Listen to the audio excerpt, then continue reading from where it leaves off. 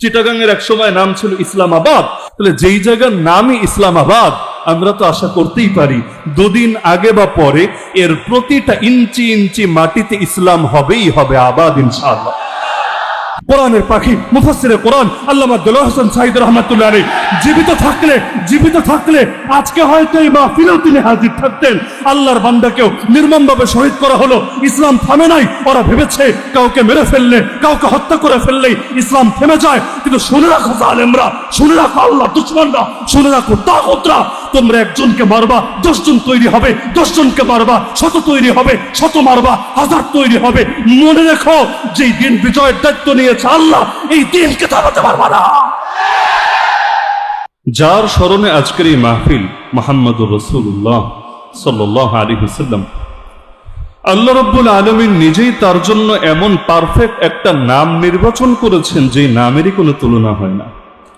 মুহাম্মদ শব্দের অর্থ হলো মান ইজতামাআত ফীহিল খিসালুল মাহমুদাতু কুল্লুহা, প্রশংসনীয় যত গুণ আছে, প্রশংসা করার উপযুক্ত যত গুণ, যত বৈশিষ্ট্য হতে পারে, সবগুলো গুণ যার একার ভেতরে থাকে তাকেই মৌলিকভাবে মুহাম্মদ বলে। আমরাও তো অনেকে নিজেদের নামের সাথে মুহাম্মদ লিখি অথবা বরকতের নিয়তে সন্তানদের নাম মুহাম্মদ রাখি, কিন্তু আমরা সকলেই এটা বিনা দ্বিধাই স্বীকার করি যে এই নামের উপযুক্ত এই পৃথিবীর বুকে যিনি একমাত্র ছিলেন তিনি হলেন মুহাম্মদুর রাসূলুল্লাহ সাল্লাল্লাহু আলাইহি ওয়াসাল্লাম। কারণ জাহেরি এবং বাতেনি যত রকম গুণ হতে পারে, আল্লাহ রাব্বুল আলামিন কোনো একটা গুণও কম রাখেন নাই। আমাদের মধ্যেও যারা পরিপূর্ণ, খুঁজলে দেখা যাবে 90টা গুণ পরিপূর্ণ, কিন্তু 10টা জায়গায় গ্যাপ আছে।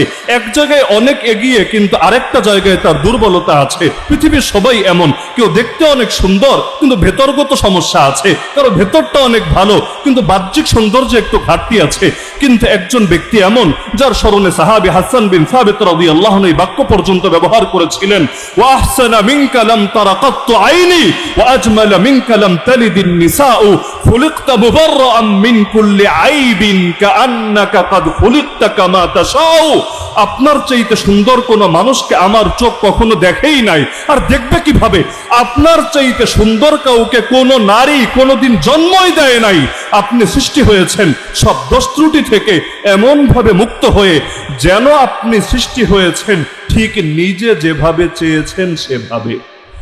আল্লাহ রাসূল সাল্লাল্লাহু আলাইহি ওয়াসাল্লামের অঙ্গ প্রত্যঙ্গ একদম মাথা থেকে নিয়ে পা পর্যন্ত, প্রতিটা অঙ্গ মোবারকের মধ্যে পর্যন্ত আল্লাহ তাআলা এমন শতভাগ পারফেক্ট করে এগুলো গড়ে দিয়েছিলেন, আজও পর্যন্ত শামাইলের গ্রন্থ যদি কেউ খুলে দেখে অবাক হবে